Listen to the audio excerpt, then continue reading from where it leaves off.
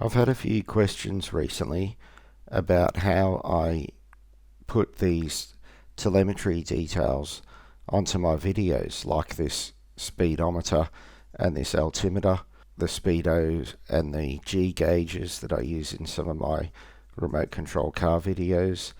Also, the timer that I use to measure the 0 to 60 times when I'm doing some of my car videos.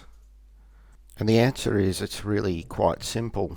I'm recording with a GoPro, which has built-in GPS telemetry and an accelerometer, and I'm using a software called Telemetry Overlay to translate that data into gauges that I can adjust and set up and place into my videos. So this is how I do it. This software Telemetry Overlay, when you first load it up, shows this window and says load video files. All I do, I drag and drop the raw footage into that window, and then the software optimizes this for working within Telemetry Overlay.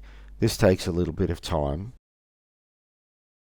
The telemetry data that has been logged is actually stored within the metadata of the MP4 file that the GoPro creates. As you can see here, I've got some of the main data laid out in a default pattern.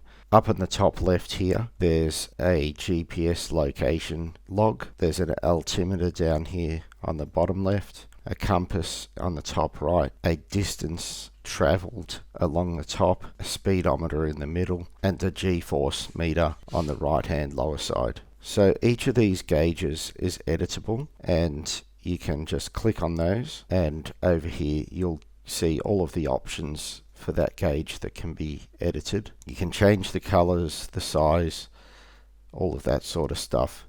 A lot of the time what I'm doing is hitting this delete button to get rid of some of those parts that I don't want. In this case, the altimeter would be pretty useless given that that's just a huge flat surface. You'll see there that I'm left with two gauges in the preview, and also I've got these two buttons in the window here which indicate those gauges. You can select those buttons, or you can select the gauge directly in the window. Over on the left here in the gauges panel, you can also add a new gauge. There's a range of standard layouts that you can choose by activity. So there's a whole range of gauges that you can choose from. I use a bit of a standard format that I've built for my videos over time. I like to display my speed gauges calibrated in both miles per hour and kilometers per hour. To do this, I just add another basic speedometer, and then that allows me to select one, and I can change those units to kilometers an hour, and in the other one I can have the units in miles per hour. So given that my audience is roughly 50% Australian and 50% American UK, I like to give my viewers the option to see the units that mean something to them. So I actually have a standard pattern layout that I use for some of my videos, and they're saved, and I can access those here under the patterns button. So I can hit that, and I can hit this load pattern, and that'll allow me to navigate to the folder where I store my patterns, and I'm just going to bring in my default dual speed with acceleration, which is what I like to use for my remote control car videos. And you can see there my gauges are all set up, ready to go. There are some useful features like this sync telemetry button here, which allows you to slip the recorded data backwards and forwards in time depending on where you are in the video, and that can be really useful if the data isn't quite lining up with the video. Once I've got the gauges and the data exactly how I want it, the next step is simply to export the video. Clicking over here on the export tab up on the top here, what you can do is you can actually move that slider to the point where I think that video might start, and then hit the play. Pause the video there, just use this set endpoint, and that'll automatically align the set endpoint with the place I am in the video. Then what I can do is play the video or forward it to the point where I want it to stop, and then I go over to the right over here and I set